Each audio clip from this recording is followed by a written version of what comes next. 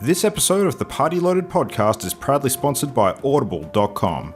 Check out their awesome catalogue of audiobooks with over 180,000 titles to choose from. And be sure to grab a free audiobook on us and support the show by visiting audibletrial.com/endgame. Let's party.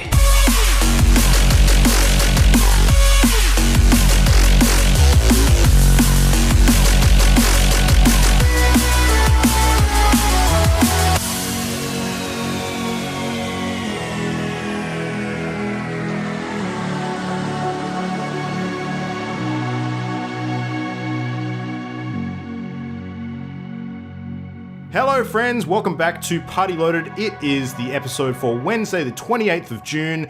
We're coming at you live from the heart of video gaming, and I'm joined tonight, as always, by my mellow fellows. Hello Jam, hello Mimo, hello Ollie. How are you all doing tonight? Hello. That enthusiasm, yo. What Oh. is I love how you consider Perth to be the heart of all things video game. And how are we live? It's just a correct. line. You Mimo don't have has to- her on-air show. She has a sign-up. Makes us live. People don't take it literally, okay? It's like when you say you're on air, you're not literally on a cloud of air. You just, I don't know. Okay. I'm not going to fucking explain encourage this. our Not made of listeners not air, to they're made listen of to a water word we vapor. say. That was completely incorrect. All right. So, hey, I would like to be playing games, or at least talking about it. So let's talk about that. What stuff have you guys been playing this week? Actually, no, screw playing games. Let's talk about the other cool thing that you ladies did, because you went to a place where a lot of people who like games go. That's a terrible segue. Just talk about Supernova. Wow. It was I a was super willing to wait it segue. out so that I Yeah. could That laugh presentation. I was paused. I got to the point where I was just like, nope, nope. nope, pull out. Okay, let's go. No, Ollie, no. No. Yeah, I could. This is just train wreck beginning. Supernova was great. Yeah. It was fun. It was super fun. It was a lot bigger than I was anticipating. What is I've been to Supernova? Supernova For people before. who don't know. Supernova is a pop culture and gaming convention. Question mark. Yeah. It's like most other conventions of the Oz Comic Con nature in that it's got lots of cool guests that come from various things. We had Christopher Lloyd here, who played Doc in Back to the Future, in case you have been hiding from the world. And a bunch of Lois other and cool... we had Clark. Dean Cain. Yeah, Dean Cain and Terry Hatcher were here. The voice of Symmetra was here. And the voice of Sombra from Overwatch. Oh, So all of those things. So you can buy like the tickets to go like get their signings and all that kind of stuff. But Jam and I decided just to go to do the general and see what it was all about, because we went to Oz Comic Con earlier in the year. It was basically like going to a mall full of nerd-based geeky wonderland. Basically. Yeah. It It was was fabulous. it was really good. There was still like the cool Artist Alley situation. Yeah, which was I'm bigger pretty than sure they didn't call Comic-Cons. it. Yeah. I don't know if it had more people or it was just like more spaced. Both. I couldn't figure it out. I know Definitely that they both. also have a lot more sort of like panels and things that general people can attend. But again, General we didn't sort of people. you know what I mean? Like not paying Those $4 peasants. billion for signing people can Yeah. attend. yeah. That's always been my big issue with conventions like Supernova and Comic-Con to a lesser extent. Like, one of the big appeals that they advertise and get everybody in the door with is the celebrity content, but you have to pay so much extra to actually access it. So, yeah. No, They like make the money. Christopher Lloyd and whoever the actor is who played Biff in Back to the Future were standing in front of the replica DeLorean just chatting to people, apparently. Oh, we missed awesome. that. I was going to say, but Ollie, yeah, what just you should have standing done around. is Ollie should have gone and taken a massive picture of Rick and Morty and gotten Christopher Lloyd to sign it right under Rick. That would have been awesome. Oh, Ollie. I would do that. Yeah. I saw 3 different One Punch Mans. One of them was a lady One Punch Man. Ooh. It was so cool. They She were shaved her awesome. head and she shaved Yeah. her head. Wow, commitment. Yeah. Amazing. And we also saw WWE, no, not W, you know what I mean, wrestling. I mean, they I had like heard a it. ring there. We heard I it. didn't We're like, see it. what is? Oh, we thought, oh, someone's dropped something. Oh, someone dropped something again. People are continually dropping something. What is that noise coming from? And then we got closer and figured out it was a wrestling ring. But it was really cool. Jam and I had Was a it- great moment of finding. I was searching for the Winston. Pop Vinyl. Pop Vinyl. I think I was going to say PopCap, but that was that super old Flash game website. Pop Vinyl of Winston. They had every other Overwatch one there, and I was like, there has to be at least one Winston because he tends to be sold out online and things like that. And we sort of looked and we battled our way to the back of this booth, which was just packed full of every single pop vinyl available. Thousands. It was insane. And there was so many people there. We battled our way all the way to the back to all the Overwatch section and had a look. Couldn't see him. Really sad. So we were walking back and we found this kind of like respite of where like the tills and stuff were because there was no one standing there. And Jam, out of the corner of her eye, like an awesome eagle, spotted a Winston-sized box, and I did purchase one Winston pop vinyl, so I'm very happy, and he is sitting on my desk helping motivate me through this podcast. He's there. Banana. Oh, it was pretty happy. I also picked up Weta Workshop was there, which was badass. Shit, really? Yeah, and they were doing makeup and stuff. They had one of the guys who helped model the Smaug model for the movies, and they also had all of the Warcraft merch on sale, and my mind Like just the weaponry and blew up. stuff? Not so much the weaponry. We didn't look sort of at the sort of stuff that was in the back, but they had the hoodies. So I purchased myself one Horde hoodie at half price, which those things are expensive. A hoodie? So I was If they had the weapons, I would have spent a lot of fucking money. There were a lot of weapons there. a lot of weapons. They had was the a lot of Doomhammer stuff. models, the limited edition Doomhammer figures arena as. It was awesome. Ollie, honestly. Yeah. A lot of authors were there. One of my favourites, Brandon Sanderson, was there signing for people. Oh, I'm so disappointed I missed that. Oh my god. I saw him, I saw the queue, and I was like, it's cool. Nope. I see you. I see Ciao. I you. would have lined up for that shit. Oh man. It was really cool. Like, it was so much bigger than I expected. Honest. Yeah, there was a lot more stalls and than I the Oz found Comic Con. Little Pop Vinyl Soldier and Diva. Non-pink Diva. Carbon Gunmetal fiber Diva. Dina. Yeah, it was sweet. She's sitting on my desk. The artist, I can't remember the guy's name. The artist that we got the artwork from. He does phenomenal Overwatch No, art. I promised myself I'd remember his name. There is an artist, an Australian artist, I believe, who was actually retweeted and reshared by Blizzard because he did a lot of fan-based artwork for all of the Blizzard. He's done all 24, and he was selling posters. So I also obtained a Winston poster because we walked around and saw so many artists, and some of them have done every other Overwatch character, but no love for my boy Winston, which was much disappointing until we found this guy, and it is just perfect. It's a raging out Winston throwing his glasses off to the side. Oh, it's beautiful and glorious. We did And I see got some Orisa. rather risque Diva and Mercy based artwork. Oh, yeah. I can imagine. There was one sort Can of imagine. A3 print that was just Diva's butt. I'm sure that one sells super well. There was a Mercy Good old nerds. print. Oh, there was that two actually Mercies. looked amazing. So you know that scene where they've got the Tracer and her girlfriend scene, like kissing in bed? It was kind of like that, but it was the two different Mercy skins. Oh, that was magical. yeah, so the passion for the artwork is just phenomenal. And the passion Yeah. in the artwork And there also. were walls of it. It was pretty cool. It's also really cool to actually talk to the people who are creating them and how they created them and see all of their other work and just some beautiful stuff. We met a guy who was writing a book. And he's also, it's being pitched as a movie and being looked at by all these wonderful people to make into a movie. So we took some photos of that just in case he becomes famous. I'm going to find a photo. Yeah, it was really good. We unfortunately made a massive goof in that we spent the whole day at Supernova without realizing that right next door was Brickman and the Lego exhibit, and we could have also been making Lego that day. So, yeah. More fool us. We managed to get on the train there, rammed full of people and kids, and just not make the connection that there was something else it was other the than weekend. Supernova. Other stuff was happening in the city. Maybe it was a mental block. Yeah, I just missed it. Oh, there you go. It was Russell Meek. He was the author. They Yeah. also they had the level up dice there, and I bought some beautiful little aluminium D6s to go with my big set because some of my characters are rolling too many D6s at the moment. I keep having to borrow them. I love their dice. Nerd Bling is good. Nerd Bling's good. Oh, so good. Nice. Level Up are creating a pretty solid profile for themselves in this country. They sort of came out of nowhere the last couple of years, and I mean, being able to see people and like speak to them and roll the dice.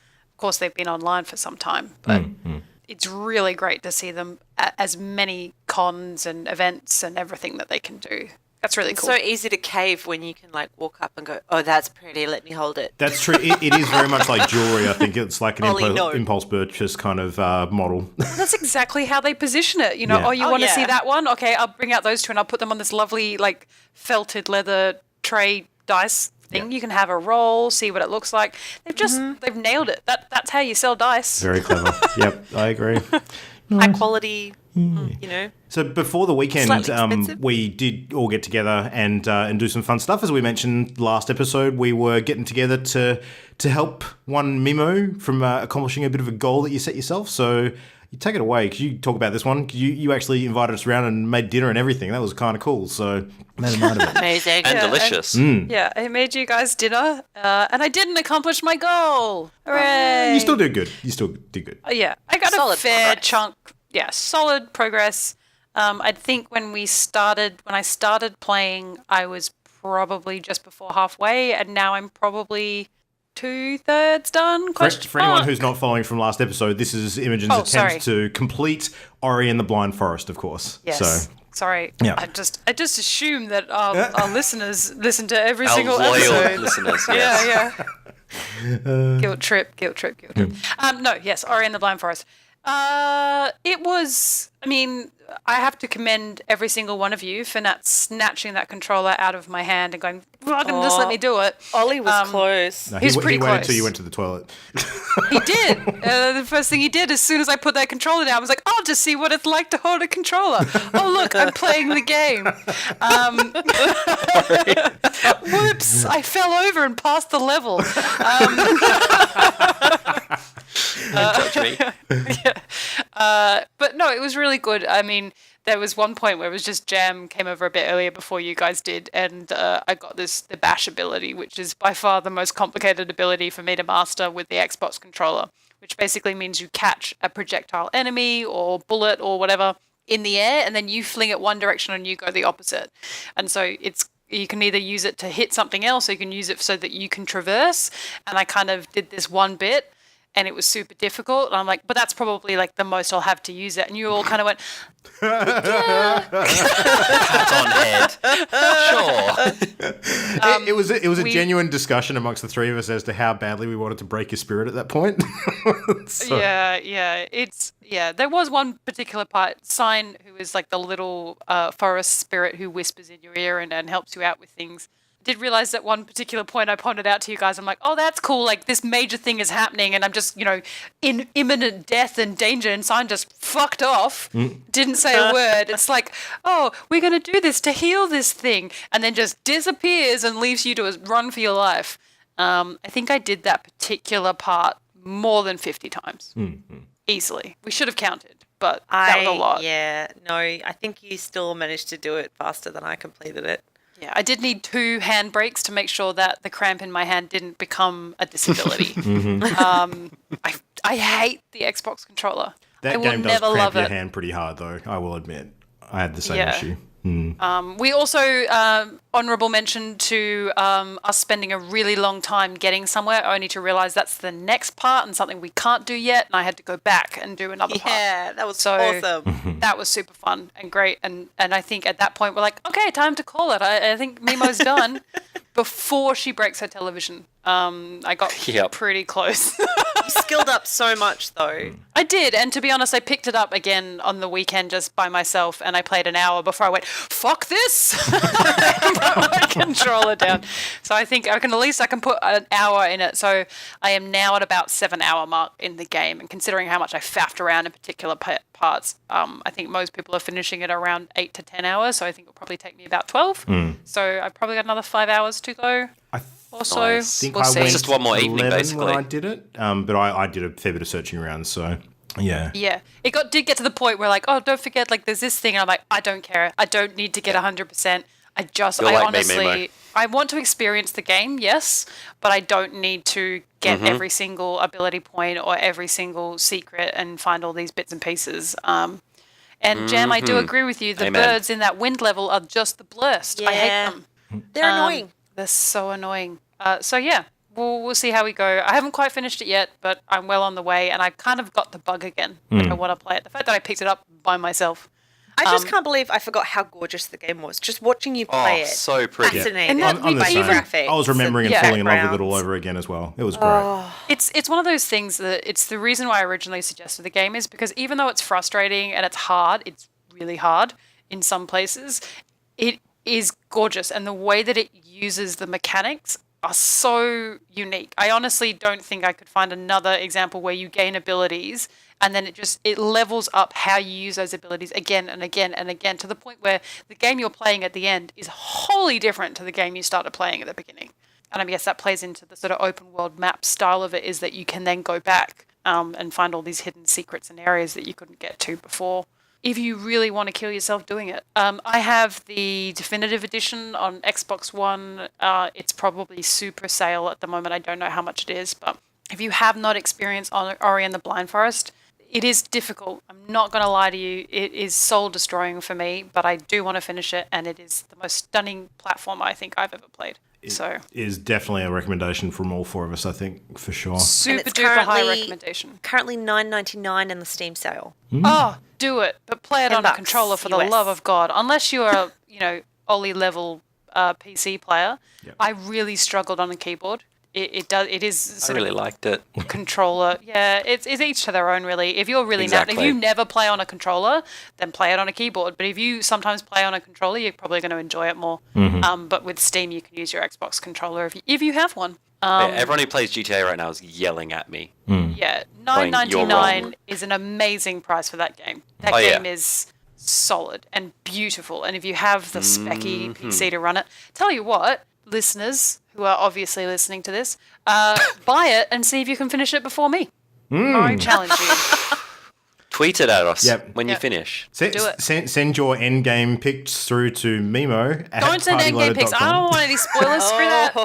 Non-spoilery bad. ones. Just the ones with you standing in front of the screen saying, "What's up?" Was hey That would be baby. cool. Oh, God. So, yeah. Well, we got to play another little game before we sort of called it a night, which I really enjoyed. It was one I wasn't expecting to be quite as deep as it was, and that was a little Tetris knockoff called Tricky Towers. And I say knockoff not in a bad way, because it was actually in all the good ways as far as I was concerned. So Tricky Towers, basically Tetris with physics. So dropping Yep. blocks. Yeah, that was interesting. Yeah, that was super No weird. walls either side. Yeah. So it's the Tetris mode where things can fall off the side, and it's kind of, I'm going to say it's Mario Kart Tetris. You're racing to the finish line, and you get power-ups that you can either use to Yeah, help I see yourself or other people. So you can like turn people's bricks into ice, and so they slide off each other. You can make the block grow vine so it sticks to something else. You can make things like huge blocks and Yeah. all sorts of stuff. Yeah, the powers you could use to mess other people up and sort of change those. What was the name for them in that other game we play? Mutations or mutagens or something? I forget. I have no idea what game you're talking about. I think I'm talking lost. about. No.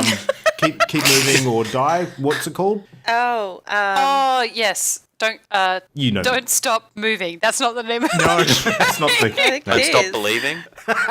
Can't I stop, just won't start stop. singing. I can't remember what it's called. I'm We trying are to the find best. We are the best. Yeah. Moving on. Anyway, Was a good game. kick on. Yep. It was a it. great Move or game. die.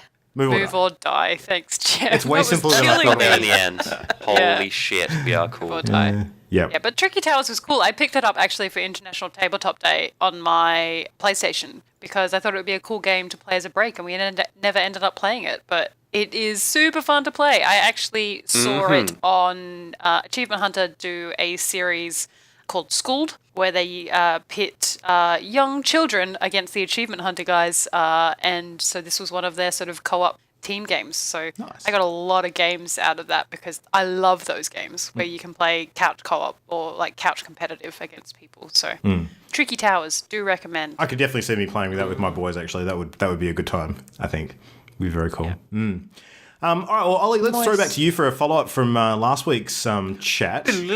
So, what you been doing? I finished a game called Little Nightmares. And as the name implies, it's quite little. It was actually a very short game. Finished it in, I think it was 3 to 4 hours. So quite short. My God, there is some disturbing imagery and themes in that game. Yeah. It is essentially like if you had surveyed, like you've gone to a primary school or a kindergarten and surveyed every kid's like, what have you just had a nightmare about, like last night or in the last week? It was in this game. Like they were just childhood nightmares. And it's like, this is actually disturbing. Good job, game. Good job. Some of the puzzles as well were really, you know how Ori does the moving wall mechanic really well and like the pacing really well in some of the timed puzzles where you have to keep ahead of the obstacles that are trying to kill you. It does that as well, and it's really cool.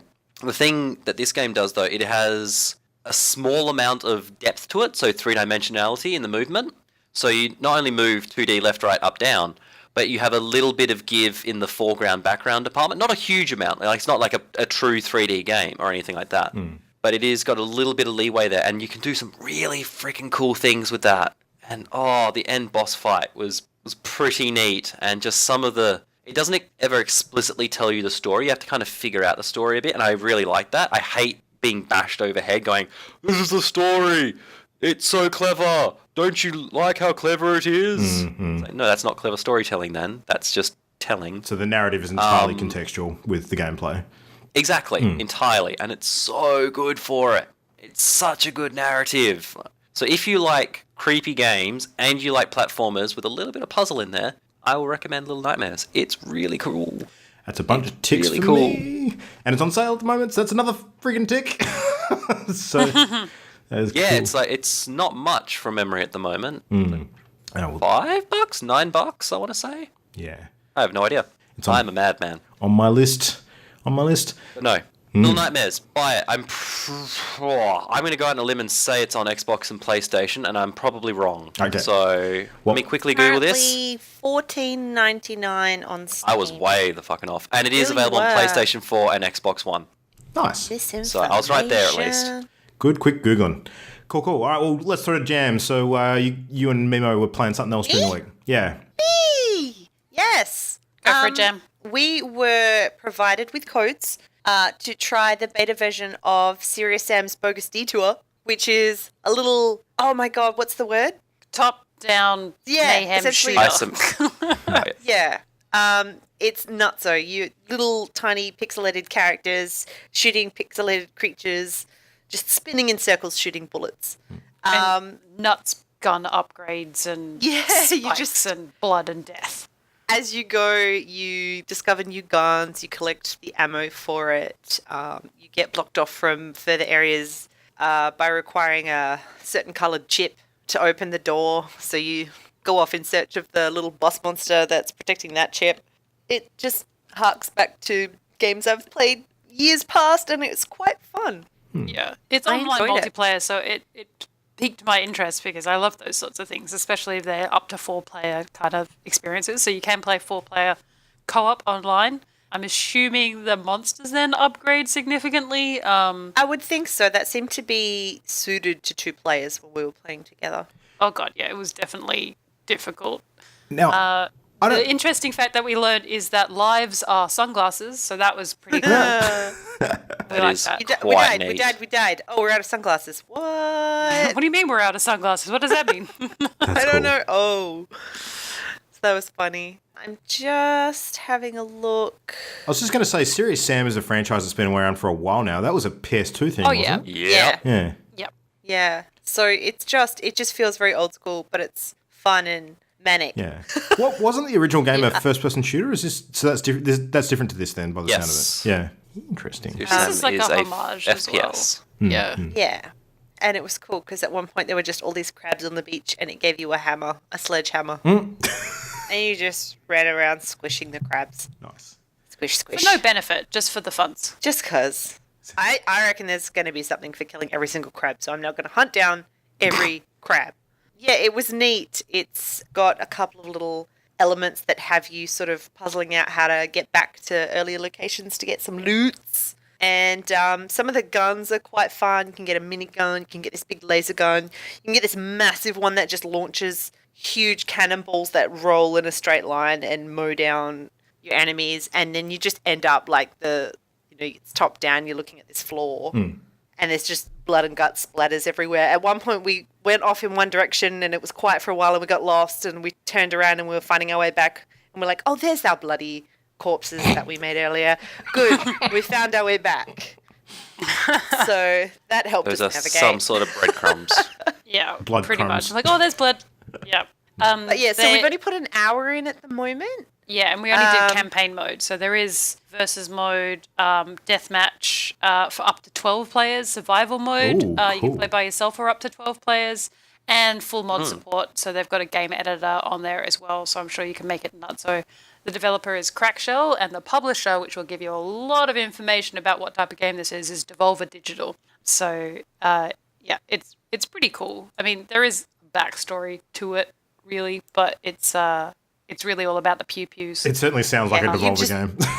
Drop Yeah. right into it and go nuts. I'm keen to play more, and I really want to try with more players and just see what that chaos is like. 'Cause Yeah, it that is sounds actually part of the insane. Serious Sam saga as well. So it's not a homage. It is just part of the continuing sort of game suite of Serious Sam games. Nice. Something else that happened to me this week, today actually.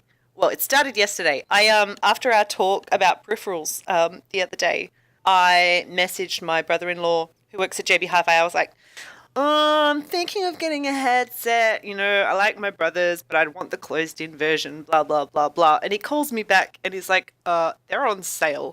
We have none here, but the store in the city has 3 and the sale ends in 24 hours. I was like, oh my God. Because it turns out I had just enough in gift cards from Christmas and my birthday to cover the Convenient. entire purchase of an Audio-Technica, I think it's an AG1X. So a very nice headset.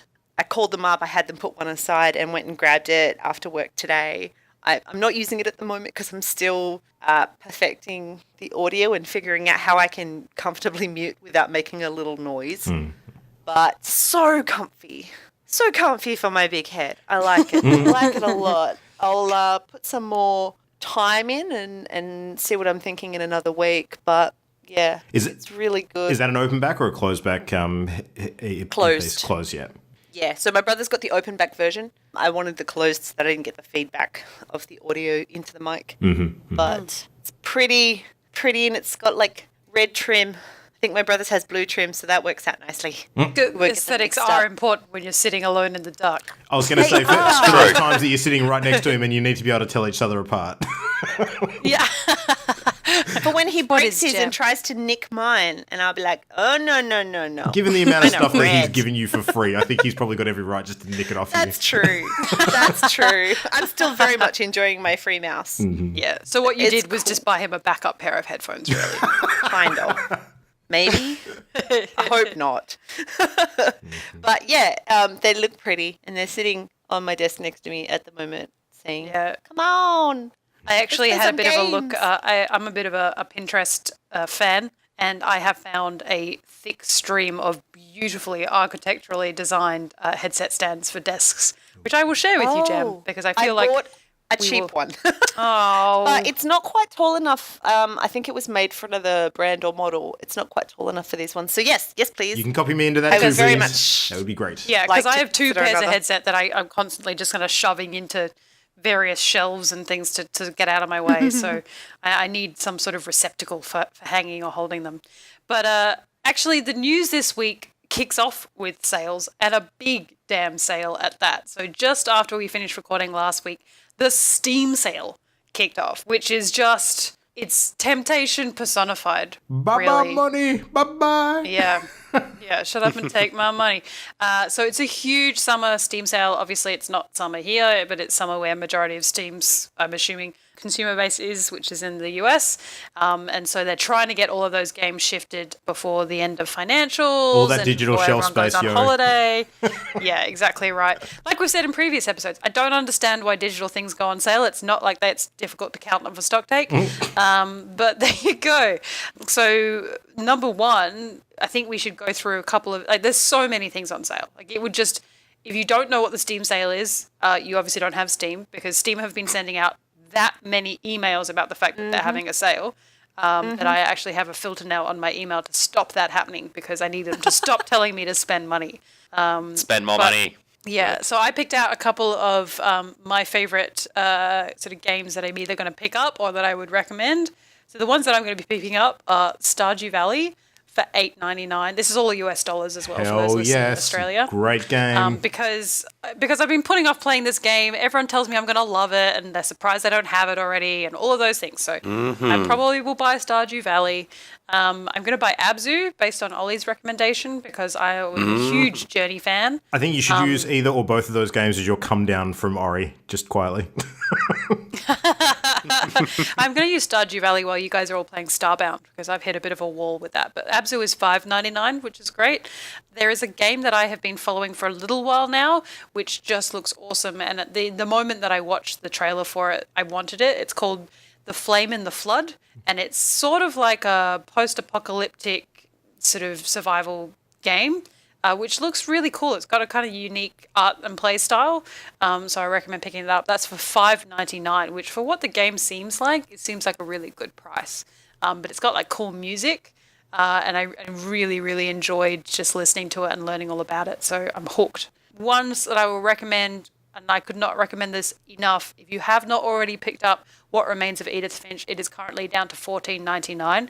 It is a brilliant game. It will be a game that will be talked about much along the lines of games like that Dragon Cancer, in that it just is, and it's fantastic. So for $14.99, I think it's a great game. So that will be around the $16, $17 Australian mark. So down from I think 25 or so. So pick that up. What are you guys picking up? What are your Steam sale hints and tips? Ladies first, go Jam. Okay. I have a bit of a list of good ones. The first being Armello, which you hear us talk about all the time, and I think I've played every day for the last month. It's $11.99 US at the moment. It's wonderful, beautiful. Play with Sleeping us. Dogs, which I'm trying to get Luke to get because, oh my God. So Sleeping Dogs is like GTA in Hong Kong with Yeah, you'll Better love the Malay. shit out of it, Luke. I know I will, Bit and of I hear Malay about it and a every other really week good from her, so story. I will get it at some point. Yeah. Starbound, which we're playing so much at the moment, another Chucklefish game, $10.04. I reckon I'm going to So finish that in the cute. next 24 hours, Jam, just FYI. But yep. Finish. There's no finish. just the Pleb. story It's like mode. Minecraft. I know. Portal is 99 cents. Portal 2 is $1.99. Fuck yeah. Don't Starve Together, which is great for playing with friends if you like horror survival, just hilarious art. I love it. $9.74. Papers, Please, which I'm so glad I Great stumbled name. across again. I have to play this again. You're just like a customs agent in, was it Arstotska? Yeah. Sure. Glorious. Yeah. You just got to I've check got it on those iPad papers. actually, and it's amazing on iPad. But it's probably a little bit more expensive than that on iPad. So that's $3.99 at the moment. And Stanley Parable, which is friggin' hilarious, $3.74. It's just a funny sort of puzzle. I bought that on the sort of last Steam mess with sale. your I've still brain. got to play that. Oh, do it. And It's this so is the problem good. with the Steam sale. Yeah. No, you say problem. I hear awesome. All right, well, I'll make a few very quick suggestions. I was going to do 3, but I'll go 4. So, off the back of news from E3, I'm going to recommend Middle-earth: Shadow of Mordor, because, of course, the sequel to that is coming out real soon. That's currently 80% off, so it's only $4, so that's really awesome. We've got the Wolfenstein: The New Order, which is currently 50% off for $10. So if you want to play that before the new Colossus comes out, that would be a good one to pick up. And I'm probably going to do that next week, I think. Best shooter that's not Overwatch of the last few years, Doom, is currently 50% off at $15. If you do not want to play Doom at $15, you do not like FPS games. That game is fucking phenomenal. The end. Yeah, period. It's, yeah. And the other one I want to mention, because we talked about the IO Interactive sort of comeback news last week, the complete first season of Hitman is currently 66% off for $24. Ollie, you need to buy fucking Hitman. Go and do it. I did. Awesome. I have. High five. Over to you, my friend. All right, so that's what I bought for the Steam sales. What I will recommend is Overcooked, for $8.50. If you want to learn to hate your friends, this is a great game for it. It's the best. It's amazing, and it will bring out the Gordon Ramsay in you. One of my favorite series ever, Dishonored. The first game is $2.50. Seriously, $2.50 for that game. Do yourself a favor. You will love it. Does sound pretty good. I love this game to pieces for a reason. The second one is also on there for $24. So basically, $27 gets you shitloads of amazing game. So get on that. And then there's the Metro Redux bundle, which is $7.50, which is both Metro games. The first one's got its Redux, so it's all super shiny and amazing. And this is one of my other favorite game series. Play it. It is so atmospheric and so wonderful that you're doing yourself a disservice if you're not. Mimo, probably not, because you don't like scary things. Do not But want everyone else should play it. There you go. Ollie out. Ollie out. Mima would have like a panic attack when she hears the breathing of the character because the air filter's like failing. Yeah, or her mask fogs up. Yeah. Yeah, I have this thing around breath and breathing where if I hear like a shallow breath, it makes me try and emulate it, and I have like that. Oh, this response. game would fuck you. Yeah. It's funny. Yeah. You can Yeah, always, that's you can when we always play hear from online with friends. you can always hear from Mimo's breathing when she sees something scary and just does a double take. So it's great. I don't like it. I don't like it. Man, I was even scared in What Remains of Edith Finch. And when you guys play that game, it's really not scary. But I was convinced I was going to get a jump scare multiple times. Just I am hacking yourself up. such a scaredy cat. I love how Ollie was talking about Little Nightmares before and was like, yeah, Little Nightmares, it'll be fine. I think you'd actually really enjoy this. And then he finished playing it and telling out it was terrifying. Yeah, never playing anything that Ollie went, I don't think it's too scary. No, screw that. No, this one's more disturbing, not scary. Yeah, I don't like disturbing either, though. Anyway, just no scary. No scary. If it's cutesy and adorable and I get to run a farm. Your main or something character like is. that. Oh, no, not enough. That somehow It's makes not it enough. worse. Yeah, It does. makes It really so does. much It does worse. horrific things. Yeah. Oh, God, I don't want to. No. But, it's a good recommendation from Ollie. But if you don't like scary games, then no, don't play it. So we've got some new news that came out this week from Take-Two in regards to the Grand Theft Auto modding debacle. I will admit that I'm a bit confused about what is happening now. So can somebody please explain to me what is now happening? All right, so I know Take-Two previously own on Rockstar. Party Loaded, Yeah. we talked about basically the massive backlash that Take-Two in particular had from their actions against some of the modding community over the last recent weeks. And they had shut down a fairly notorious sort of cheat engine, but at the same time that actually stripped the people's use of a online sort of mod called Open4, which, the developers of Open4 have sort of said that their mod was designed purely for single player purposes. So it shouldn't have been an issue for them trying to protect the online experience. But anyway, they got all real sort of harsh on it. The general public got up in arms. The reviews of the game on Steam just took an absolute nosedive into red territory. And yeah, that's pretty much where we left off last week. Now, Rockstar Games have sort of, put a bit of pressure on Take-Two, which of course is their... What? Take-Two own Rockstar. Yeah, but we're talking about different teams within the same organisation here. So that obviously, conversations that's very going on, bit of pressure being applied, and basically they wanted them to ease off because Take-Two is sort of taking the the legal sort of angle to this, whereas Rockstar obviously are probably more focused on, hey, we don't want our brand being fucked by this, so let's just ease up a little bit. Let's not be quite so harsh on the people that are just trying to do fun, creative things. So they have kind of posted it's not a redaction so much, it's kind of like a statement that eases back on their hardline stance on modding a little bit. And they have sort of said that, they want to support creators who showcase their passion for their games and that kind of thing. But fortunately, the end result of this is that Open4 is back on the market. There have been a couple of small changes to it. There has been a bit of a admission from the, admission, I should say, from the Open4 developers that even though they never did intend for it to be used to modify online multiplayer, technically there's elements of it that could have been used to do that. So they've made some changes to try and protect the game and the experience for people who play multiplayer online and all that sort of stuff that caused the problem in the first place. So it's kind of a bit of a win. I mean, Take-Two have not been particularly clear about what they will and won't pursue in terms of legal sort of hammer downs, but they certainly seem to have established that their intent is, a good one in their eyes. So, if people do the right thing and don't try and, I guess, cheat, then, they're probably going to have a better chance of, their works being left alone, if not protected. So there you go. Well, that explains it a little bit more and actually leads nicely into the next news piece, which is that speaking of hammer down, thanks for the segue, Luke. Yeah, the Blizzard and by extension Overwatch and Hearthstone communities have been at Blizzard for a long time about their loot box and card pack system, in that the frustration of opening endless loot boxes and card packs and finding duplicates over and over again, and just boxes full of spray duplicates is actually impacting people's enjoyment of the game. And me. On every single loot box, bar 2 items that I opened in the anniversary were duplicates. Yeah. I think with Overwatch which in is a lot. particular, it's real bad during the holiday or the seasonal event periods, because the thing is, people know that they're on a clock to get those exclusive items, and when they miss out on them because they're just getting like reams and reams of duplicates, it can feel really, really bad. Because every legendary item or epic item that you open up that is a duplicate is a missed opportunity of getting one of the seasonal ones. So and painful. a pittance of the value too. You get a tiny fraction of the worth of the item for purchase. Yeah. Yeah. So As what's someone happened? who opened up 4 legendary mercies, I agree.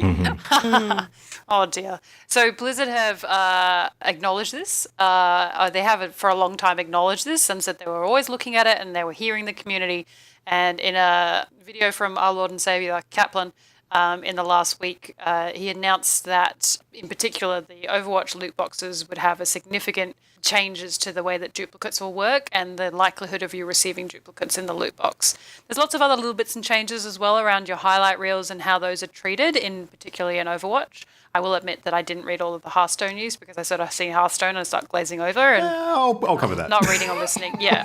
But the Overwatch side of things means that hopefully they're hoping that this will decrease the amount of duplicates that you are getting. But if you do get duplicates as well, values and things will be balanced out a little bit better. So hopefully that whole system, I mean, you're always going to have, you're not going to get what you want, you're not going to get that legendary skin. There still has to be a rarity to items, but they are listening and they do realize that the number of duplicates that people are keeping stats, people are keeping Excel spreadsheets, and the statistics are showing in favor of duplicates, which is not good for Blizzard. So they've adjusted that, so that's good. I don't know what happened with the Hearthstone packs, although, to be honest, for a game I don't play, I've received an awful lot of rare, legendary, and epic cards, much to Luke's disappointment.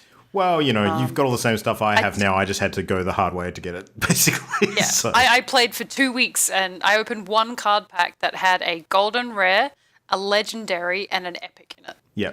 So that was a pretty good I card could pack opening. taste the jealousy. Yeah. I just heard about took a that. picture and I sent it to our podcast WhatsApp group, and I'm like, so this is good, I guess? And Luke was like, for fuck's sake. Yeah. Well, I don't play any of these characters. Oh, well. I'll turn it into dust. Yeah. No. Just it. Well, Blizzard's made similar changes to the pack opening for Hearthstone to what we've just talked about with the Overwatch loot boxes, and there was a similar video posted, where Ben Brode, who's the leader of Team 5, the Hearthstone team, was speaking about similar changes. Now, but the big difference between what they've done with Hearthstone compared to what they've done with Overwatch is Overwatch, they've kind of been a little wishy-washy in terms of the code that they've changed and what it actually means at the end of the day. Like they've sort of said, you will get less duplicates, but there's no hard and fast science on that we can see. With Hearthstone, however, they have actually given us a very clear idea of what they've changed, and I think this is an absolute brilliant change. They've basically said flat out now that if you open up a legendary card in a Hearthstone pack for the current expansion, you will not get a duplicate of a legendary card that you've already got for that expansion until you've got all of them. So there is, like, if you go ahead and craft one of the legendaries that you're missing, there is now zero chance that you will accidentally open that legendary in another pack and waste your sort of crafting dust, basically, which is real good. Yeah, because what was happening before is a lot of people, of course, were going ahead and saving up a whole bunch of dust, crafting cards that they need to make decks that are competitive in the current metagame, and then getting really, really salty when they open more packs and find that they're getting dupes of things that they've just crafted. Like, especially if you've only just done it, that's pretty annoying. So, and to Mimo's comment before about the super good pack that she opened up, there was one of the legendaries that she got in that pack for the Paladin class, Sunkeeper Tarim. I actually crafted that myself a few weeks back, and I just opened it in pack about a week later. So I'm actually going to use that as a precise example of why this is a good change, because that will not happen again now. So that's really good. Yeah. And they've also limited it so that you will never open more than 2 of the same sort of common or rare card in packs as well, which can happen. It's very uncommon, but again, it's a pretty bad feeling because you can only ever use 2 of those cards, so it's a bit pointless. So, but yeah, good changes, real good changes. Very happy about all that.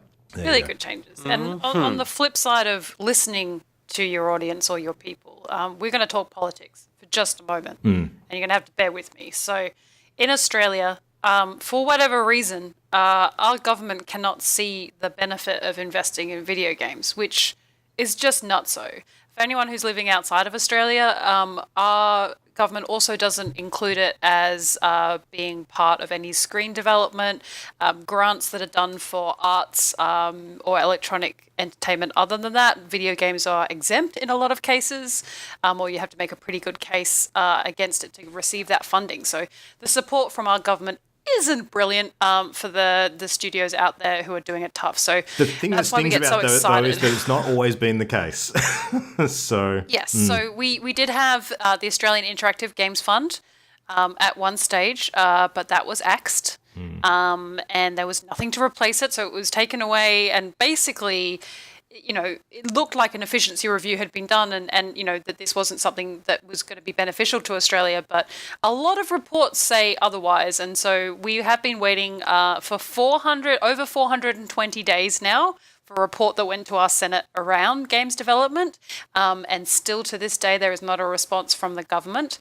But there has been something that happened this week, which was our House of Representatives were looking into, they did an inquiry on innovation and creativity, and they're examining ways in which our education system can meet future labour needs. So one of the biggest things that are happening in the world at the moment is that we don't have enough people who are looking to study in the areas we're going to need them in, i.e. technology, innovation and creative based arts focus. So this sort of inquiry, we're looking at different ways that we can do this, and the IGEA actually wrote a submission that went to our House of Representatives, which basically spoke to 36 recommendations, with the 37th one being invest in the goddamn industry. Well, obviously not in so many words. Of course, this isn't, you know, a win necessarily. Sorry, it was 38 different recommendations, with 37 being they should just introduce a funding scheme based on the Australian Interactive Games Fund that they already axed. This whole thing makes me very angry, because the amount of money that this industry can make and does make already without the support is quite a lot. So imagine what it could do with support. Billion-dollar industry, right up there with some of our bigger industries as well. So this is really good. It's a great step. We've got a lot of people on board now in terms of politics. A lot of people are taking the time to understand where this is coming from. So that's really good. But now it's the same as the other reports that went through. We've got lots of reports and lots of people saying it's a good idea, but whether or not that's actually where our decision makers decide to put their money is another thing. So I guess we wait for another budget, or we wait for another response. Or maybe a response to the report that's been there for more than 420 days. But we will see. But that was exciting news for me this week, and a little bit more in depth. If you're outside Australia, apologies. You can just rant with me about how ridiculous this system is. I'm just trying to find the stats on it. I've only got the 2016 stats here, but last year it was a $2.9 billion industry in Australia only. So, yeah, that's a lot of money. It's so much money, and that's excluding the idea of Australia and New Zealand joining together and there being a Pacific-based approach or anything like that. I mean, there is ways that we can also work our game industry with interacting with Asia, because that's a huge industry that they invest in their gaming. It doesn't make any sense. And I know it sounds like, you know, complaining about a very small part, but it isn't just, you know, games are fun, we should invest in them. It's actually a viable economic choice for our country that we seem to be ignoring in favor of cutting education, which is just not what we need. So anyway, I'm going to start on a rant on education. No, I'm not. I'm going to talk about one of the most exciting things that happened this week, which is that we have decided to mini all of the things. All the things. All of the things. So again, just after we finished recording last week, or earlier this week probably it was, Nintendo announced they are making the Mini Super Nintendo, which means the Mini SNES is now for pre-order in Australia for $120, and they have not sold out yet, which is always a good sign. It is a great price. It comes with 2 controllers. It has some kick-ass games on it, notably Super Mario Brothers and Yoshi Island, and a couple of that Luke got super excited about. The greatest fucking video game ever made, coming back. Yeah, boy. Bit of a Strong call, but No, alright. it is Huge the call. only You have call. by Luke. The most important thing for the SNES for me was to find out, number one, that the cables for the controllers are longer than a foot, and they will actually be, I think you said 5 feet long, you think, Yeah, Luke? that's what the scuttlebutt is at the moment. So yeah, I've seen it repeated a few places. Yeah, it's super cool. It's coming out mid-September. I am not picking one up, however, because I have a Super Nintendo original OG sitting in my cupboard with a copy of Super Mario Brothers that just needs repaired, and I just need to get my butt into here and do that.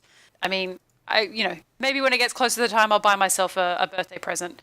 But I very much doubt any will be available at that time because I think this is going to go the same way as the Mini NES. However, to challenge it, At Games also released an announcement that they are creating 4 different mini console nostalgic releases, being 2 different versions of the Sega Mega Drive and a gold and a regular version of the Atari 2600.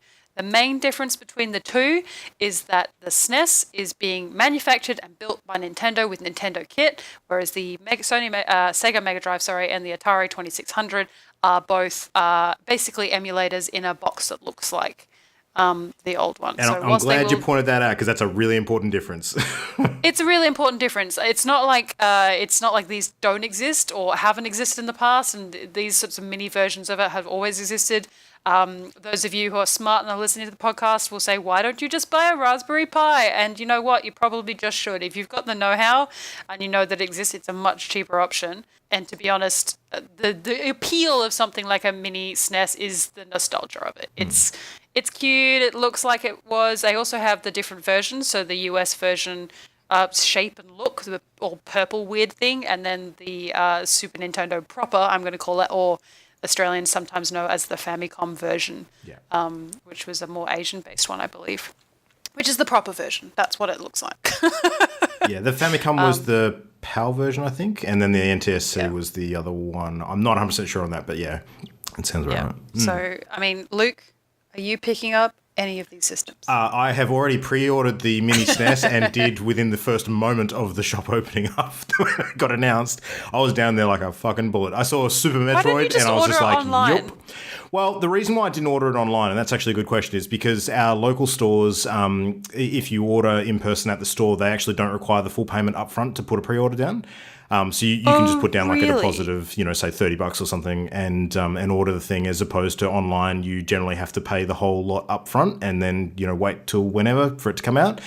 So, yeah, that was a thing. And I'm kind of glad that I did go into the store as well, because I found out from doing so that the power supply for the Mini SNES actually is like a USB sort of thing. So you probably do want to get a power adapter.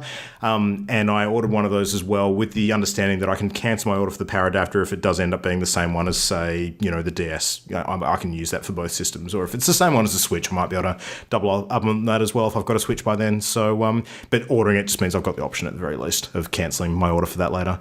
But yeah, I was really impressed with the game lineup. I thought, looking down the list there's probably only 2 games that I would think of that aren't on the list, and that would be Chrono Trigger and Turtles in Time, which was the other one which I was kind of hoping would be on there. But honestly, I'm pretty happy with it. If it's got Donkey Kong Country, it's got Super Metroid, it's got Link to the Past, it's got Mega Man X, it's got all the good stuff there.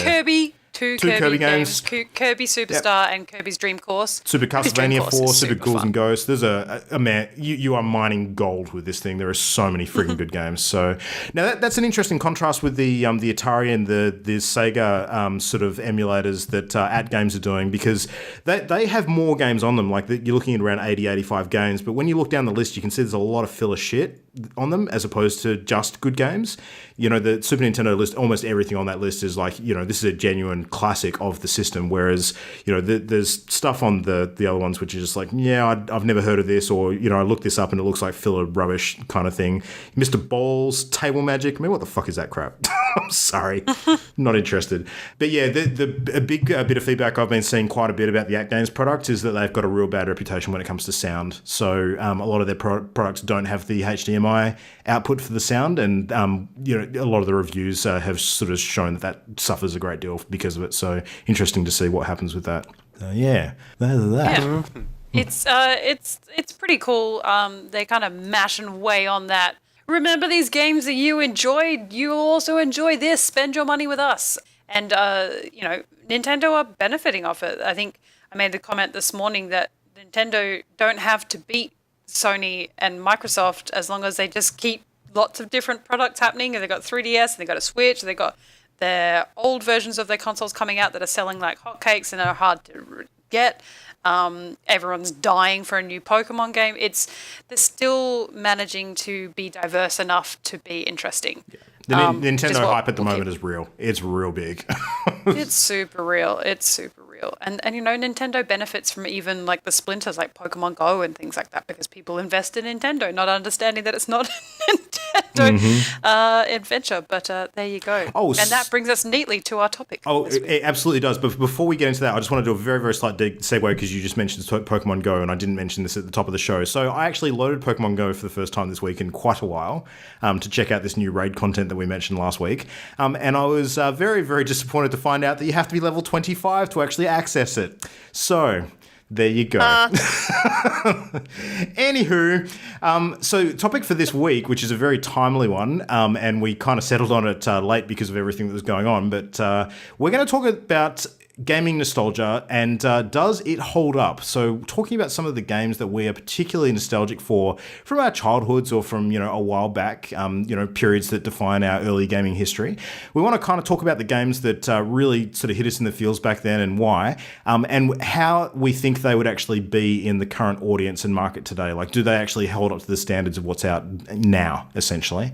And I think there could be some surprising ones there. So we're not necessarily talking about our favorite games of all time or anything like that. They're ones that I guess probably more just strike a chord with us for whatever reason because of that period. So, there's probably some games that we could list as our favorites that we don't have the same nostalgia for because maybe we still have ready access for them, here and now. And I mentioned Super Metroid before. I'm not going to list that as one of mine because I'm going to play that real soon, and I have played that a bunch of times since it was out. So I don't have the same nostalgia for it because I don't feel like it's been away for that long. So there you go. So I think it's no surprise that nostalgia is a big sort of bankable thing these days in the video games industry. I mean, hell, the movie industry has done it for a long, long time. We've seen that many reboots of classic franchises and films that the nostalgia money spinner is alive and well. And there's some pretty notable things in the video games industry that have been coming back in recent years. We had the Rare Replay sort of bundle for Xbox One. We've got the remake of Final Fantasy VII that's happening at the moment. Shadow of the Colossus remake just announced at E3 a couple of weeks ago.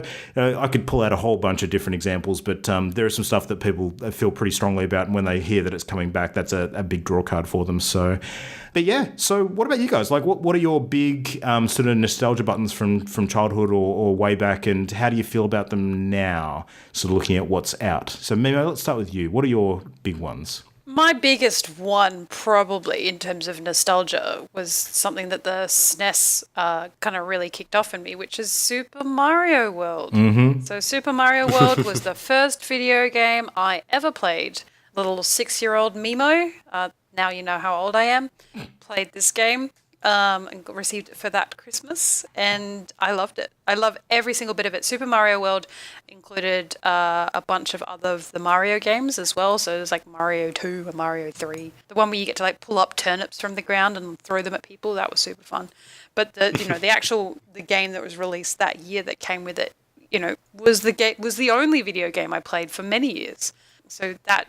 And it's still obviously good today because it's selling the Super Nintendo, the Mini Super Nintendo. For a lot of people, that was one of their first games, and it was sort of really accessible and easy to play, and I absolutely love the crap out of it. Did you guys play Super Mario? It sits in my top 10 of all time.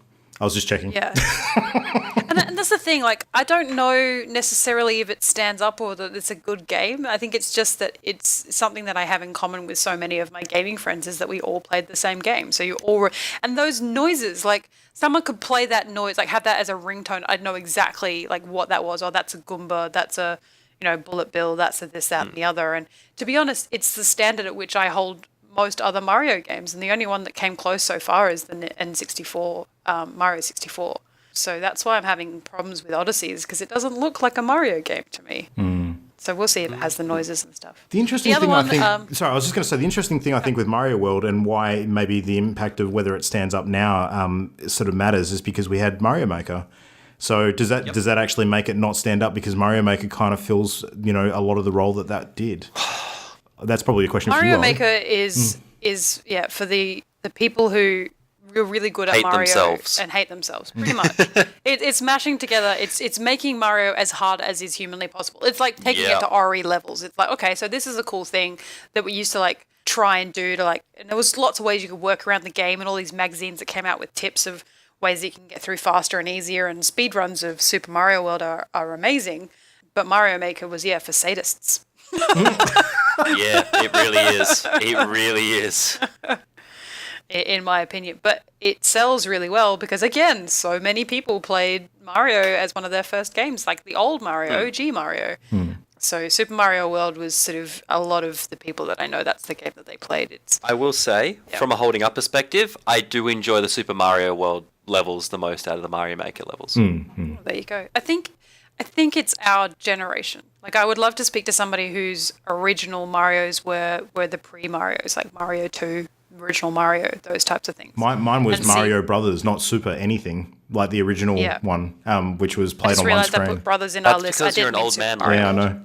Man, I played back when Mario was introduced in Donkey Kong. Holy shit. He was a character in somebody else's game. Yeah.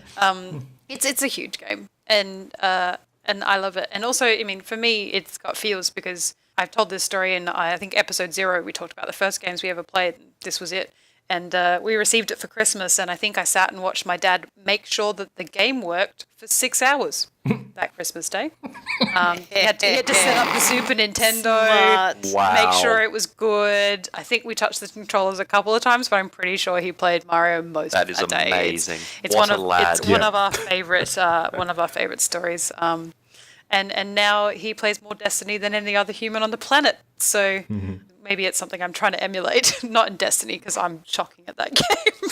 We can get him to join our you clan go. later in the year. That'll be fun. Oh, you're gonna have to join his clan, dude. He's a corporal in his own clan. Oh, okay. You're That's missing fair. out. That's fair. And you'd have to play on PlayStation.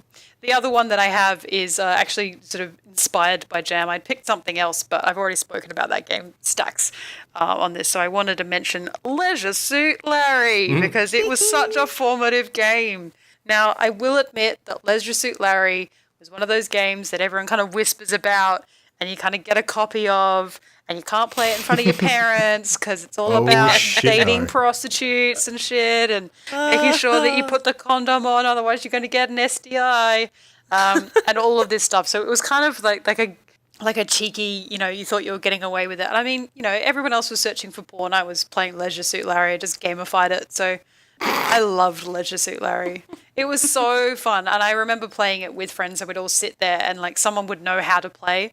And so they'd let you play through it and then tell you how to like solve it if you couldn't figure it out. Yeah. It was my first text-based game. And I know that this is an advanced text-based game compared to some others. But it's just so good and it stands up. I've even played the the original Xbox version of Leisure Suit Larry, where it's his nephew going to college. Oh. That was disturbing. I do not recommend that game. That game is essentially porn.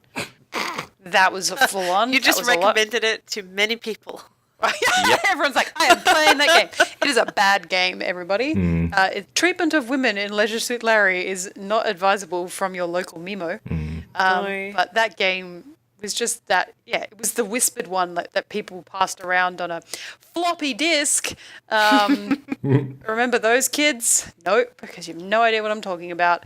I do. Don't worry. After playing this game, it was no longer on Our floppy. resident child remembers them. That means that we're still in touch. We're still in touch, guys. We're still in touch. That's right. But yeah, Leisure Suit Larry was my other one. So they're my two. They're my two main ones. I think Leisure Suit Larry is probably a good example of one of those games that probably doesn't hold up now at all. Unfortunately. No, it's pretty simplistic, and it'll duck duck duck duck duck as he's like walking across the screen and stuff. And like the collection of pixels don't even really look like human beings or whatever they're supposed to be anymore. Yeah. There's probably an emulator for it somewhere. It's probably a Flash game on an internet page somewhere. If you look up original Leisure Suit Larry, I'm sure it exists somewhere. But Jam's actually got one of my other sort of big games, and I had entirely forgotten that I loved this game. So I want Jam to go next. I'll go next. Okay, so the ones I've written in my list are PlayStation ones, but while we've been talking, I've had these flashes of games I played in my youth, like when I was around 6 or 7 on the PC. One of them being Alley Cat. Did anyone yes, ever I remember play? Alley Cat. Do you remember? I still remember the music. Yeah. And just the purple of the screen. You just this alley cat walking across washing lines. I remember the level where there's my this God. giant chunk of cheese and the mice are running through the holes in the cheese. Yeah, the mice. Yeah. And you have to try and grab them. That was a fun game. I just had this huge flashback while we were talking about Leisure Suit Larry. It's like all of these synapses started firing from when I was younger. And some other ones like Hugo's House of Horrors, which I know I've mentioned before. And others, I'm not sure of the name. I mean, Aldo I know, which was like the Mario knockoff thing. And Commander Keen and Crystal Cave. Just all these fucking little... Commander Keen. Yeah. Yeah, I remember that. Just, and Cosmic. Amazing lad. There was a game with Cosmic in the title and this alien thing. Now, fun bit of trivia for you. I actually heard recently that apparently, and this is supported by id Software lore, apparently Commander Keen is actually a descendant of B.J. Blazkowicz from Wolfenstein. Yep. No shit. They've actually written that in. Yeah, that's hilarious. So I don't know how many of these would hold up. Probably not great. But these were games, oh my gosh. I was so young. They were fun. They were so colourful. But the games I have on my list are from when I started console gaming. So this was probably closer to when I was 12-ish. And the first game I played on a PlayStation 1 at my cousin's place was Micro Machines, where you're racing around these little micro machines, like on kitchen tables, around plates and cups, or in the backyard. The backyard level's awesome because there's this lily pad you have to float across on.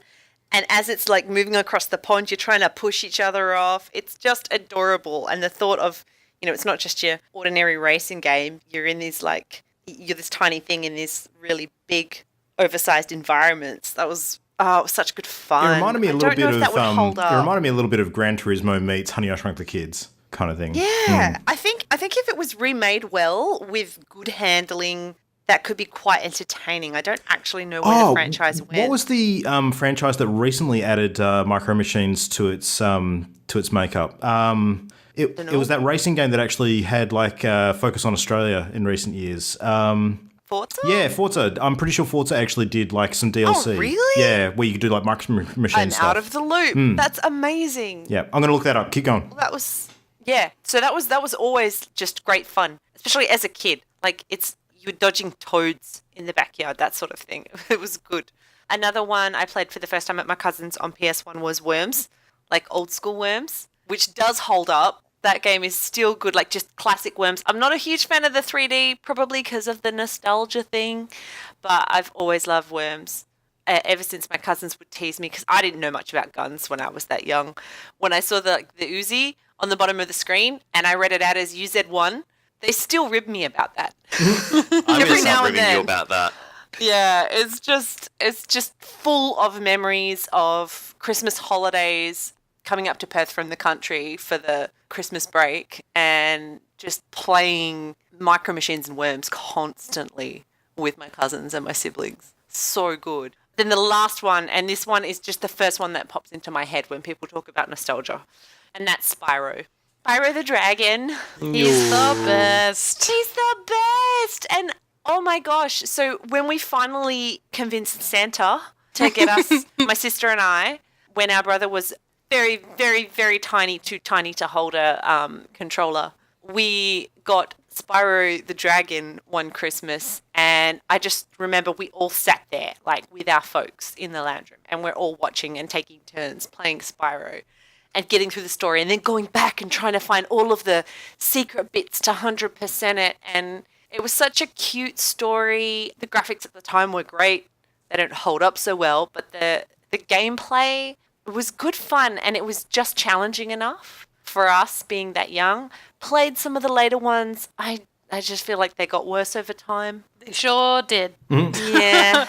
I played Too the first gimmicky Spyro. and The first shallow. Spyro is on a very short list of AAA titles I've completed. Oh. So Really? there you go. I still It's growing by remember the one day. of the... I can't remember. Was it eggs that you collected that were the rare item? Yes. Yeah, because if you Yeah. get 100 of them at the end, you get the special level. Yes. So there's one level that I remember we had to take this ramp and then curve around trees Yes. to land on a platform. Like, I'll never just forget the visual of that run up, us trying over and over to get the angle right so we could get maximum glide to land on this platform that we needed to get the egg. Or, I think, yeah, I'm sure it was an egg. So much nostalgia there. And then one of the others that popped into my head while we were talking is Myst. Oh, yeah. That's the first proper adult PC game where I was too young to play it because I sat down and I was going, what? I just walked around.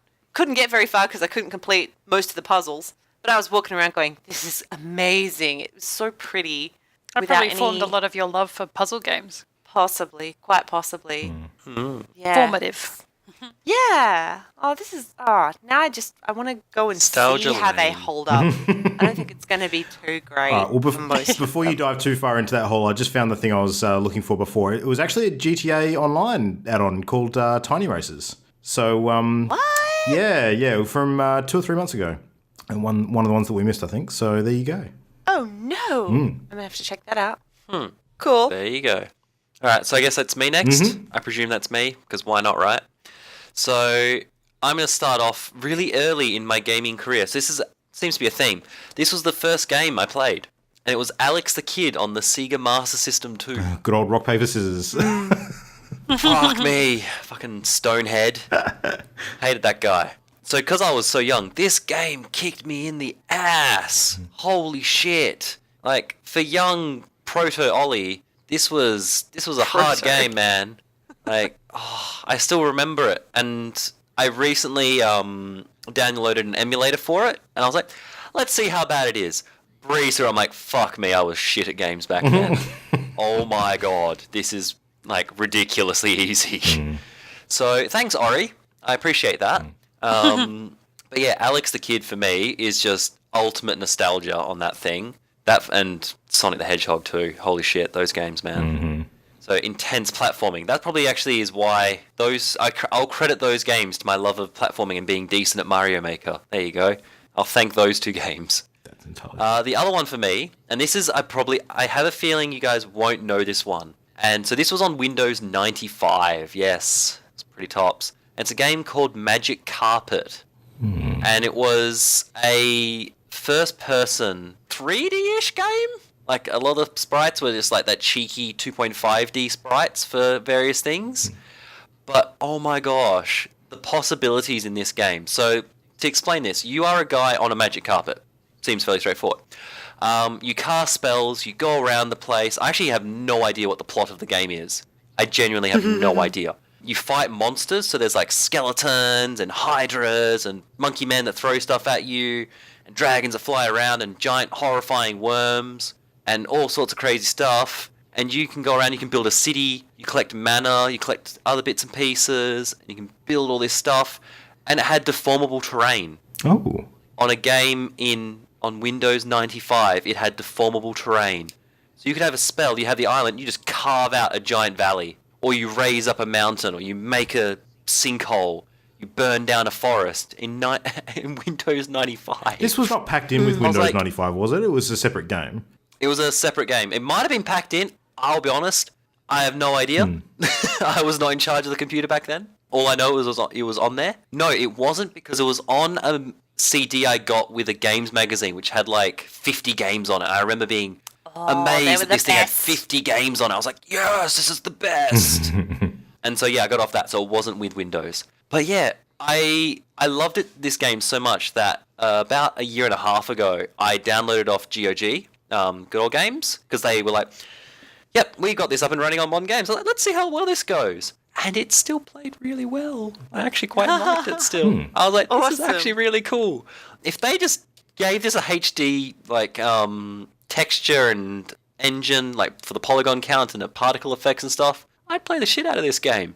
It was really cool. Really challenging at times, because I didn't know what anything did, because apparently I'm an idiot back then, and there was no instructions or something, and so I was just stumbling through for a really long time. But, I sunk so many hours into this game, flying around on my magic carpet, blasting skeletons from the maximum view distance, and raising up mountains with castles on top of them. It was the best. I loved the shit out of Magic Carpet. If you don't know what it is, go to YouTube, look it up, and you'll see why immediately the 9-year-old self that was me at the time, or 10-year-old self at the time, loved the shit out of it. It was fantastic. The other one, and this is my third and final one, and this says a lot about my formative years, was Dungeon Keeper. Yep.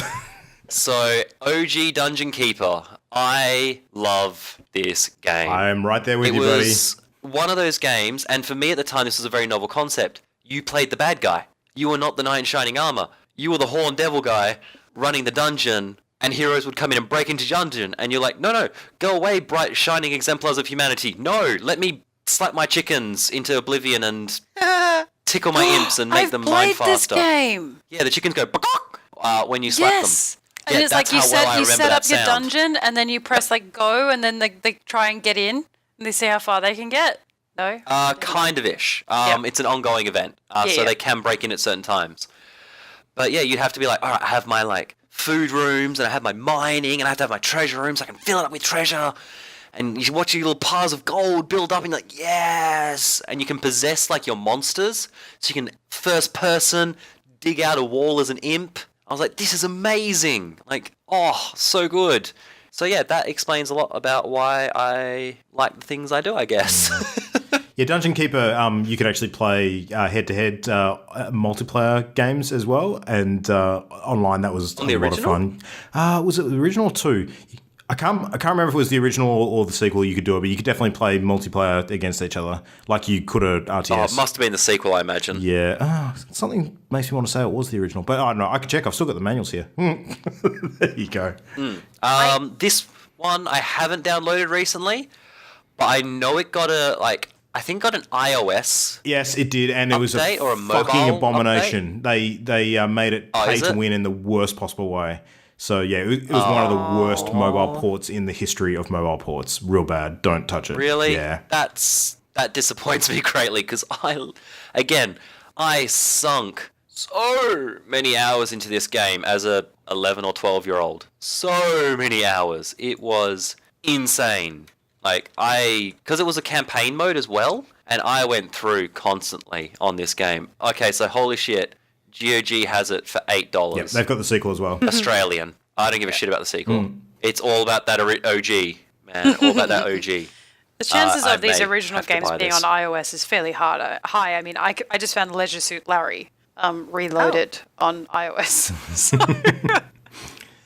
I remembered another one when you were talking about Magic Carpet. Did any of you play Scorched Earth on MS-DOS? No.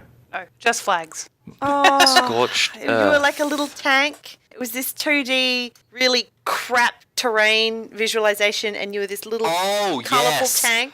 I and played you'd, this in primary school. Actually, you know what? I think I may have on the played that. primary school computers. You launched your Yep. weapons at each other. There was napalm. It was and a there were little bit I like the think- Atari Combat game. I don't The one that know. they did at PAX Possibly? for the finale a few years back. I missed that one. Oh, okay. But yeah, it was really basic 2D. This squiggle is the hill, and you're perched on top of it, and your weapons could eat out chunks and destroy the earth. Yeah, Oh my god, nostalgia trip. See, I'm going to add one game to my one, and I can't remember if it was a DOS game or a Windows 95 game. I'm not sure what platform it was. Hold on, I'm looking it up now. It was a DOS game. Holy shit. Carrier Command. Oh yeah, I remember this. Oh, that sounds familiar. So this was a really it looks fucking awful right now. I'm looking at the screenshots of it. It is just chunky polygons for days. I'm looking at an aircraft carrier made of 5 fucking polygons. It's amazing. But the whole thing of this was you had an aircraft carrier you were in command of, and it has a laser turret on top, and you had to go around to islands doing various missions. You had to conquer islands by destroying the bases on them and the enemy forces that were there. And you had a baddie enemy carrier that was doing the same and going around, and that was the end boss, essentially. You fought them. And you had to do resources you could build fighters that you could launch. And then you had to do the loadouts for them. So if they had bombs or machine guns or missiles, and you had to repair them, and they had fuel and all this sort of stuff. Then you also had your bombers, and then you had your land craft, and then it was so much detail. And then you could build stuff on the land. You could build your bases on land, that sort of thing that would help give you resources for your actual carrier. And there was so much shit that you could do in this game. And this is the part that made me fall in love with it. was you go, okay, that sounds really cool. You probably have an isometric view and you can like maybe fix perspectives. You could control everything in this game. So you can control that really cool laser turret. You could control the ground vehicle as it's not ground vehicle, this aquatic vehicle. So it's going out of the back of the carrier. You drive it up to onto land and you blast things on the land with it. You could fly the jet. It was so much fun. I lost vast chunks of time to this game. It was incredible. Nice. And I'm looking at it now. It would not hold up. Holy shit. I'm curious if they made a sequel. Maybe they made a sequel. It's funny, actually. It seems like, roughly... I mean, Oh, shit. I think they did. I'm not going to put a number on it, but it seems like roughly maybe half the games we're talking about might hold up in some way, and the other half maybe not. But, yeah.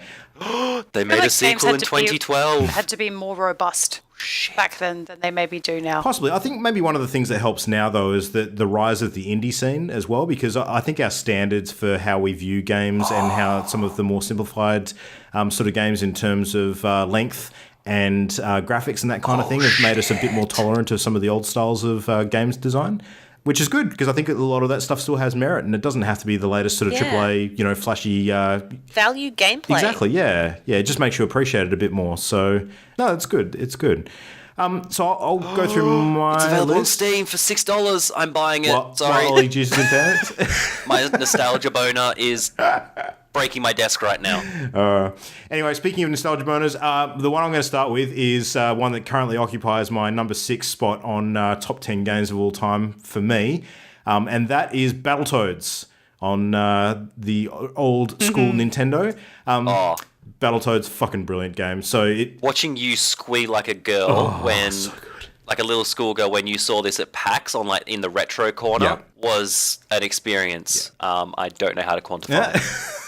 I haven't actually... But it was an experience. I haven't actually gone and hunted down the Rare Replay pack for Xbox yet, and I probably will do at some point. But I played this a few years back because I actually managed to get hold of an emulator for it, and it absolutely 100% holds up. And played it at PAX recently too. So the reason why Battletoads is such a great game is it's one of those sort of 2.5D brawlers, similar to the arcade style, Double Dragon kind of thing that you would used to play back in the actual old video arcades. But this one was done with two sort of anthropomorphic sort of Toad characters that were trying to hunt down their captured brother from the clutches of the Dark Queen. But the reason why this game was so good is because every level in it actually completely changed the way you played the game. So a couple of levels you'd be just sort of running across and platforming sort of different areas of the board and trying to jump over obstacles and fighting dudes. And then there'd be a level where you're actually descending down a pit, and the whole level is you hanging from ropes trying to fight dudes as you're sort of rappelling down. And then you do a level where you're on like racing cars or jet bike things, and you have to sort of dodge barriers as they're flying across at you. And it completely changed like every couple of levels that you played of this game. It was really, really interesting. The characters were great, the gameplay was great, the difficulty level was fucking extreme, which made it like absolutely awesome. So I think that's one of the reasons why it does hold up quite well now, is because even by today's standards it's quite a tough game. And I loved it to pieces. It was really, really fun. Graphics wise, looking to games now, I think you'd find some gaps for sure, but it had an aesthetic that really worked for it, and I think it still holds up fine. Second one was actually the very first game that I bought and owned myself that wasn't sort of something that we just had in the household. This is one that I actually saved up pocket money and purchased for myself. And that was my first ever game purchase for the original NES, which was Kid Icarus. Based on the old school sort of... Kid Icarus. I want to say... That sounds really familiar. Greek mythology. It's a very, very popular game. Yeah. So you had... I can't remember the name of the main character. I think it might have been Kit. Who basically he was like a little angel that used to run around and basically fire your bow and arrow at things, and you were up against a whole bunch of mythological creatures and gods, and the end boss was actually Medusa. So you're basically trying to get through to there. But one of the things that really stuck in my mind about this game is there was this one bizarre creature that pops up in a few places called the Eggplant Wizard, and basically what this thing does is it throws eggplants at you, and if it hits you, it turns you into an eggplant creature. And wow, that doesn't stand up, because by today's standards, he's throwing penises at you. In emoji terms, yeah, sure. Oh God! You base it on emoji language. Yeah, don't even want to think about that. The eggplant wizard. No, these eggplants are a little bit more robust, so probably wouldn't equate to that unless someone had really bruised theirs. But anyway, so that was good fun. That was a good, cool game. Wow. The other one that really sort of hits my nostalgia button is actually the original Duke Nukem 3D. So it was one of the first ever sort of, massively multiplayer sort of first-person shooters. And I say massively multiplayer because every fucking person who had access to the computers in their school computer labs were installing this thing on all the machines. There's no way they weren't doing that.